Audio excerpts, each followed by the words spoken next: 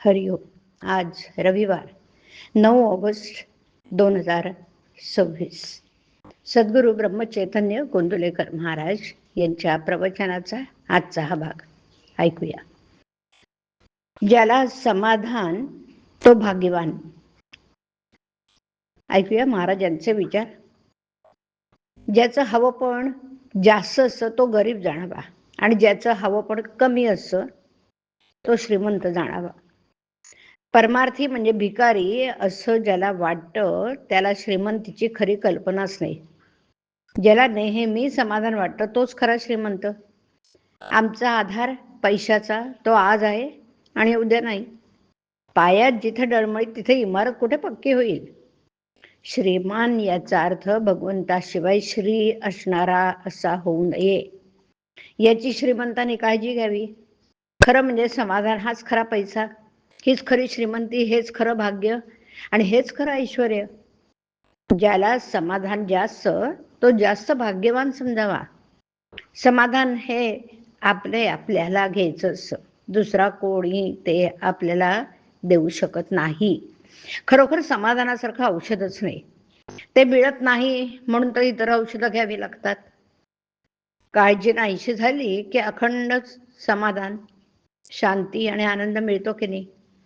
पैलवानासारखा दिसणारा एक मनुष्य गृहस्थ होता. त्याला विचारलं तर तो म्हणाला, अहो मला मधुमेह झाला आहे, मी आतून पोखरला गेलोय, त्यापेक्षा तुम्ही बरे. खरोखर त्याचप्रमाणे पैशापासून प्राप्त होणाऱ्या ऐश्वर्याची अवस्था आहे. फक्त भगवंताच्या निष्ठेमध्ये समाधान आहे, ते राजवाड्यामध्ये नाहीच नाही, पण ते झोपडीमध्येही नसेल.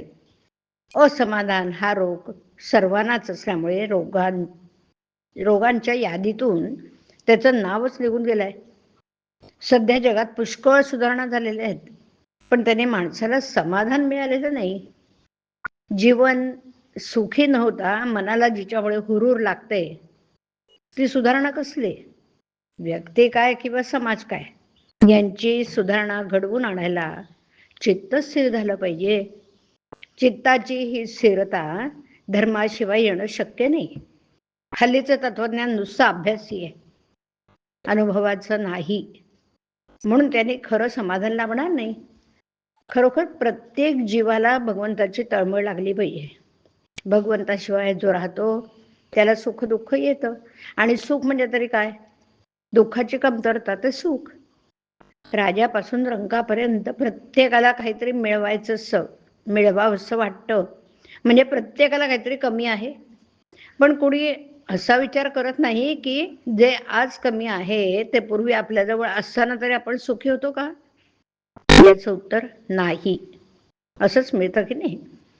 ताजी जिलबी कल्पनेने खाण्यापेक्षा शिळ्या जिलबीचा तुकडा प्रत्यक्ष खाण्यामध्ये जास्त समाधान आहे. बुद्धीचा आनंद हा उपाधीचा आणि कल्पनेचा आनंद आहे. भगवंताचा आनंद हा उपाधी रहित आहे, आणि हा आनंद मिळवायला भगवंताला शरण जाऊन त्याच्या नामात राहणं हा एकच उपाय. नामस्मरणाच्या योगाने आनंदाचा आणि समाधानाचा लाभ सहजी होतो, यात शंकाच नाही. हरिओम. हरिओम तत्सत. हरिओम.